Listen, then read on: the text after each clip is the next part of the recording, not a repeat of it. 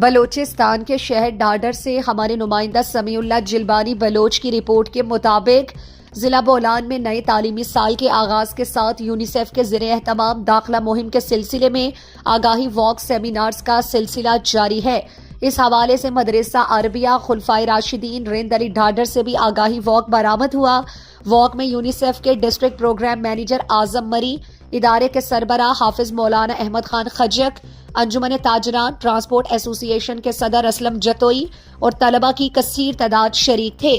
Walk مدرسہ سے برآمد ہوا اور مختلف جگہوں سے ہوتا ہوا رند علی بازار سے بعد ازاں مدرسہ پہنچ کر اختتام پذیر ہوا، جہاں سادہ تقریب کا انعقاد بھی کیا گیا۔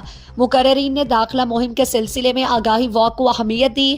ان کا کہنا تھا کہ والدین اور دیگر باشعور طبقات نئے تعلیمی سال کے آغاز میں بچوں کو تعلیمی اداروں میں داخل کرا کر انہیں زیور تعلیم سے آراستہ کریں تاکہ یہ معماران قوم مستقبل میں ملک و قوم کی خدمت کو اپنا شعار بنائیں۔